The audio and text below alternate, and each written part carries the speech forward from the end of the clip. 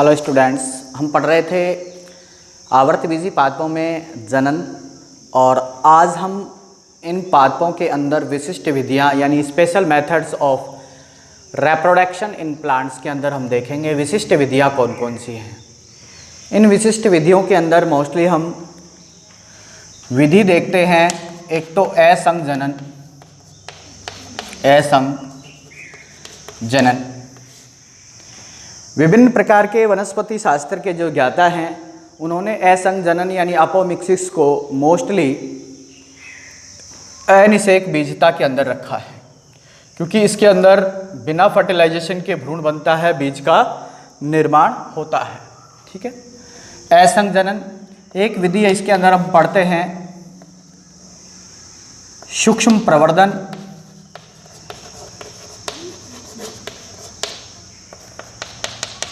अनिषेक बीजता,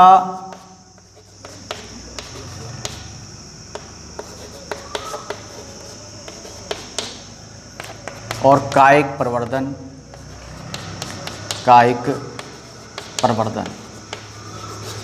इसमें हमने कायिक प्रवर्धन और अनिषेक बीजता पढ़ चुके हैं।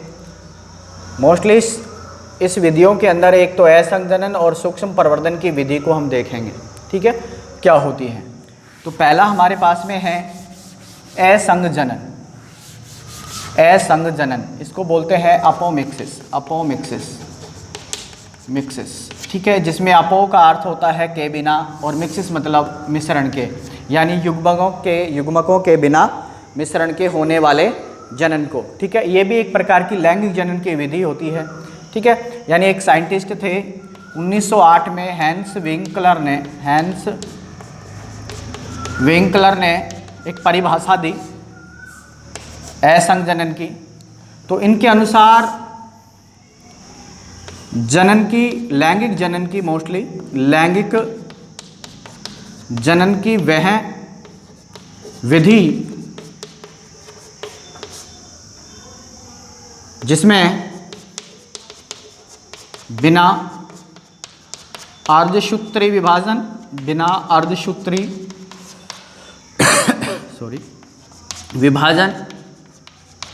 एवं युग्मक संलयन, यानी बिना अर्धसूत्री विभाजन और बिना युग्मक संलयन के भ्रूण बनता है, यानी भ्रूण का निर्माण होता है। ठीक है, इसी जनन की विधि को बोलते हैं अपोमिक्सिस, असंग जनन। ध्यान रहे, इसके अंदर भ्रूण तो बनता है, वरना देखिए भ्रूण तो बनता है लेकिन फर्टिलाइजेशन नहीं होता, नहीं अर्धसूत्री विभाजन होगा। ठीक है, और उसके बिना भ्रूण का निर्माण यहाँ पे कंप्लीट हो जाएगा। देखिए ये मोस्टली असंग जनन है, उसको विंकलर के अनुसार ही जो है हम दो भागों में डिवाइड कर रखे हैं। एक बीजाणुद्भिद असंग जनन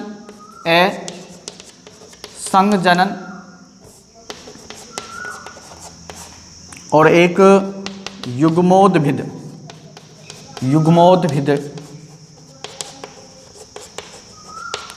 असंग जनन। ठीक है, ये दो जनन होते हैं हमारे पास में, असंग जनन, बीजाणुद्भिद असंग जनन और युग्मोद्भिद असंग जनन। देखिए युग्मोद्भिद असंग जनन की बात करें तो इसमें युग्मोद्भिद यानी कहने का मतलब मोस्टली क्या बनता है, मादा युग्मोद्भिद बनता है, यानी भ्रूण कोश का निर्माण होगा। इसमें भ्रूण कोश का निर्माण होता है, लेकिन इसके अंदर मोस्टली जो भ्रूण कोश बनेगा वो बीजांडकाय, ठीक है, जो भ्रूण बनेगा वो बीजांडकाय की किसी कोशिका से बनेगा या अध्यावरण की किसी भी कोशिका से जो है हमारे पास में भ्रूण का निर्माण होगा। यानी इसके अंदर क्या होता है, भ्रूण कोश के अलावा यानी भ्रूण कोश के अतिरिक्त बीजांडकाय या फिर अध्यावरण की कोशिका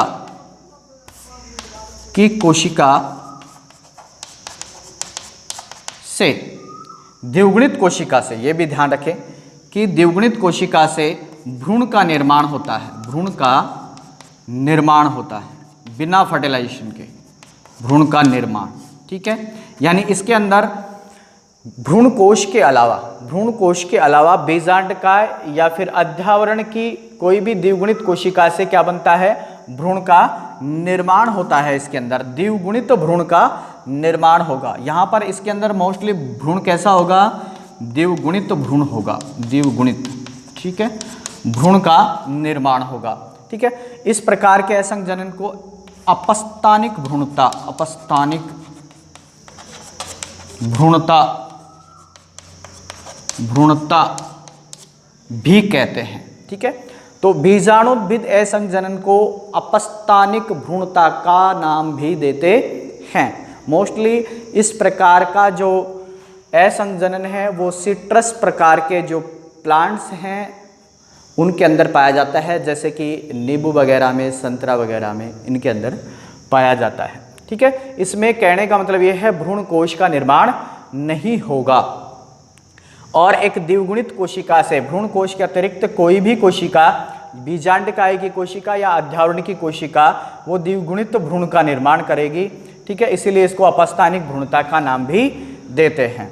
ठीक है, दूसरे असंजनन की बात करें विंकलर के अनुसार तो युग्मोद्भिद असंजनन। ठीक है, युग्मोद्भिद असंजनन की बात कर ले तो इसके अंदर मोस्टली युग्मोद्भिद का निर्माण होता है। ठीक है, यानी इसमें युग्मोद्भिद का, ऊपर लिख देता हूं, इसको मिटा देता हूं, देखिएगा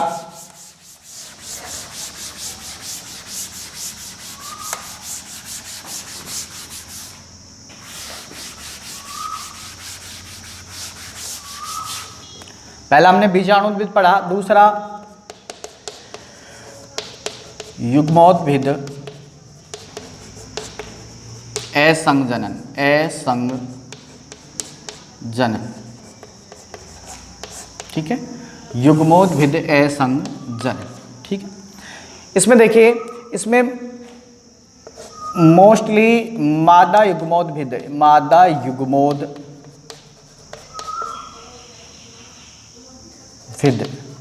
यानी कि भ्रूण कोश का निर्माण होता है, पहली बात। ठीक है, निर्माण यानी युग्मोद्भिद का इसमें निर्माण होता है, भ्रूण कोश का निर्माण होता है। ठीक है, यानी इसमें भ्रूण कोश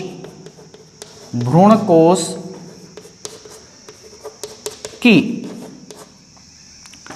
कोशिका से, अगुणित कोशिका से, अगुणित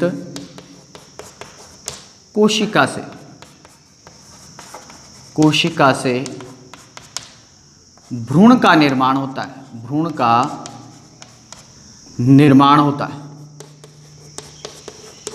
निर्माण।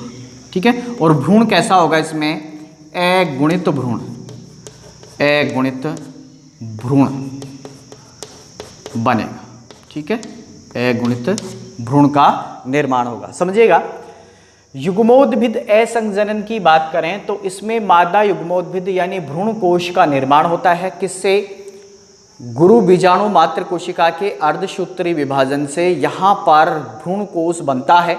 अब भ्रूण कोश की कोई भी अगुणित कोशिका बिना फर्टिलाइजेशन के, फर्टिलाइजेशन नहीं होगा, अगुणित कोशिका है युग्मोद्भिद की, वो बिना फर्टिलाइजेशन के भ्रूण का निर्माण करती है। ठीक है, और ऐसा भ्रूण क्या होगा, अगुणित भ्रूण होगा। ठीक है, इसमें मोस्टली दो प्रकार के अलग अलग सेल्स भाग लेंगे और उनके आधार पर मोस्टली ये जो युग्मोद्भिद असंजनन है वो दो प्रकार का होता है। एक अनिषेक जनन, एक होता है अपयुग्मन, अपयुग्मन। ठीक है, एक अनिषेक जनन और एक होता है अपयुग्मन। ठीक है, तो सबसे पहले हम अनिषेक जनन की बात कर लें। ठीक है, देखिए भ्रूण कोश की कोशिका से भ्रूण बन रहा है, तो इसमें अनिषेक जनन में क्या होता है कि भ्रूण कोश के अंड कोशिका से बिना निषेचन भ्रूण बनता है, भ्रूण का निर्माण। ठीक है, ध्यान रहे अनिषेक जनन के अंदर क्या होता है कि भ्रूण कोश की अंड कोशिका से बिना निषेचन के भ्रूण का निर्माण होगा। ठीक है, देखिए भ्रूण कोश की ही कोशिका काम आ रही है इसमें भी, इसलिए युग्मोद्भिद क्या है, असंजनन है। लेकिन इसमें क्या है, अंड कोशिका, ध्यान रहे अंड कोशिका से बिना निषेचन भ्रूण बन रहा है। इसमें अनिषेक जनन में अपयुग्मन की बात करें, ठीक है, तो इसमें क्या होता है कि भ्रूण कोश की अंड कोशिका के अतिरिक्त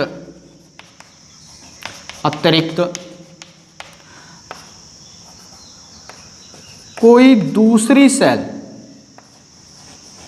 जैसे कि सहायक कोशिका हुई, ठीक है, या प्रतिमुखी कोशिकाएं वैसे भी नष्ट हो जाती हैं, प्रतिमुखी कोशिका हुई, इनसे, ठीक है, अन्य कोशिका या के अतिरिक्त अंड कोशिका के अतिरिक्त कोई कोशिका भ्रूण बनाती है, भ्रूण का निर्माण करती है। ठीक है, यानी कहने का मतलब ये है यदि भ्रूण कोश की अंड कोशिका के अलावा किसी दूसरी अगुणित कोशिका से भ्रूण का निर्माण होगा तो उसको बोलेंगे अपयुग्मन। क्या बोलेंगे उसको, अपयुग्मन। ये मोस्टली धतूरे के अंदर पाया जाता है, ठीक है, उसको बोलेंगे अपयुग्मन। देखिए दोबारा से समझिएगा, विंकलर के अनुसार हम बात करें तो मोस्टली असंजनन दो प्रकार का होता है। एक बीजाणुद्भिद असंजनन जिसको हम अपस्थानिक भ्रूणता भी कहते हैं, ठीक है, दूसरा युग्मोद्भिद असंजनन। ठीक है, तो देखिए सबसे पहले बीजाणुद्भिद असंजनन की बात करें तो इसके अंदर जो भ्रूण बनता है वो द्विगुणित भ्रूण बनता है, वो भ्रूण कोश के अलावा, ठीक है, यानी भ्रूण कोश के अतिरिक्त जो कोई दूसरी कोशिका है, ठीक है, यानी जैसे बीजांडकाय की कोशिका ले लो, चाहे अध्यावरण की कोशिका ले लो, उन कोशिकाओं से अगर द्विगुणित भ्रूण बन रहा है तो उस प्रकार का जो असंजनन होगा बिना फर्टिलाइजेशन के, ऐसा जनन होगा वो बीजाणुद्भिद असंजनन होगा। ठीक है, और ऐसा जो भ्रूण बनेगा वो अपस्थानिक भ्रूण कहलाएगा और इस क्रिया को हम अपस्थानिक भ्रूणता कहेंगे, जैसे सीट्रस के अंदर होते हैं। ठीक है, तो दूसरा जो हमारे पास में युग्मोद्भिद असंजनन की बात है तो इस असंजनन में हमारे पास में मादा युग्मोद्भिद यानी भ्रूण कोश का निर्माण तो होता है, लेकिन उसकी कोशिकाएं बिना फर्टिलाइजेशन के ही, बिना निषेचन के ही किस में बदल रही हैं, भ्रूण का निर्माण कर रही हैं, और ऐसा भ्रूण क्या होगा, अगुणित भ्रूण होगा। ठीक है, ये दो प्रकार का होगा मोस्टली। यदि भ्रूण कोश की अंड कोशिका यानी वास्तविक रूप से अंड कोशिका है वो अगर भ्रूण बना रही है, बिना फर्टिलाइजेशन के भ्रूण बना रही है, तो उसको बोलेंगे अनिषेक जनन। ठीक है, उसको क्या बोलेंगे, अनिषेक जनन। और यदि भ्रूण कोश की कोई अंड कोशिका के अलावा कोई भी कोशिका यदि भ्रूण बना रही है, ध्यान रहे यहाँ पर भ्रूण कोश के अतिरिक्त कोई कोशिका बीजांडकाय की कोशिका, ठीक है, जबकि यहाँ पर क्या है, भ्रूण कोश की अंड कोशिका के अलावा। ठीक है, भाग कौन सी कोशिका ले रही है इसमें, युग्मोद्भिद की कोशिका ले रही है, भ्रूण कोश की ही कोशिका ले रही है इसमें भी और इसमें भी, लेकिन इसमें अंड कोशिका और इसमें कोई अन्य कोशिका, सहायक कोशिका वगैरह हो सकती हैं। ठीक है, उनसे भ्रूण बन रहा है तो ये भ्रूण भी क्या होगा, अगुणित भ्रूण होगा। तो इस प्रोसेस को कहते हैं अपयुग्मन। इसको क्या बोलते हैं, अपयुग्मन बोलते हैं। ठीक है, इसके बाद में असंजनन या को जो मोस्टली हमारे पास में वर्गीकृत करने वाला एक साइंटिस्ट था, वो था हमारे पास में प्रोफेसर पंचानन माहेश्वरी। ठीक है, और तो प्रोफेसर पंचानन माहेश्वरी के अनुसार जो है असंजनन का वर्गीकरण हम देखते हैं। देखिएगा, इसका स्क्रीनशॉट ले लीजिएगा। देखो,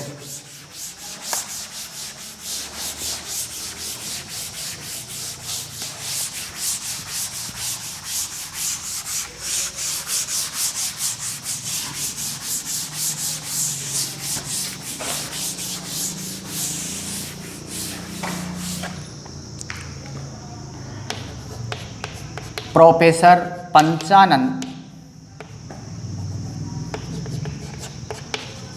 माहेश्वरी, इसको भ्रौणिकी का जनक भी कहते हैं, भारतीय भ्रौणिकी, ठीक है। के अनुसार, ठीक है। अगर हम बात करें असंजनन है, इसको पहले 2 वर्गों में बांटा गया, ठीक है। कितने वर्गों में? 2 वर्गों। अनावर्ती असंजनन, असंजनन, ठीक है। इसको असत्य जनन भी कहते हैं, आभासी भी कह सकते हैं। और एक पुनरावर्ती असंजनन,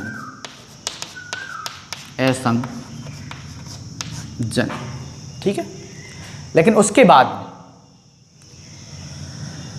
इसको 4 वर्गों में बांट दिया गया, ठीक है।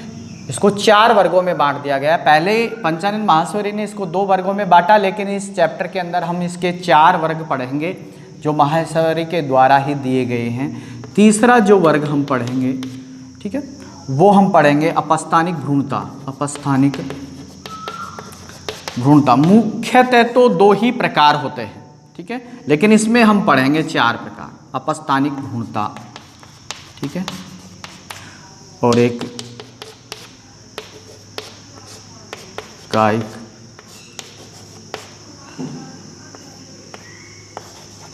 जनन,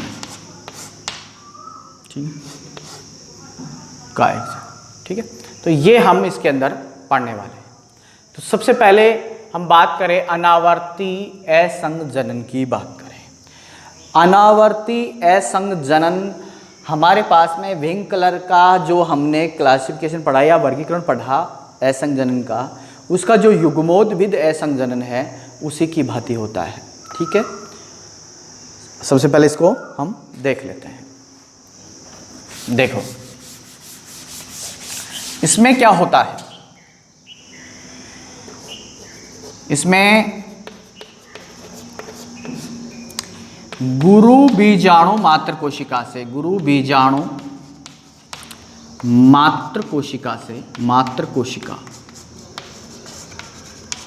से अर्धसूत्री विभाजन द्वारा, यानी अर्धसूत्री विभाजन द्वारा अगुणित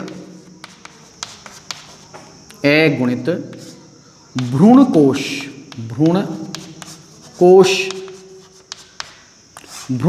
का निर्माण होता है।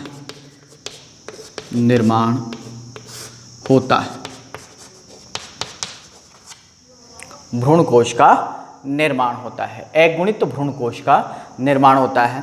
और इसकी कोई भी अगुणित कोशिका यदि बिना निषेचन के इस भ्रूणकोश की अगुणित कोशिका, अगुणित सेल बिना निषेचन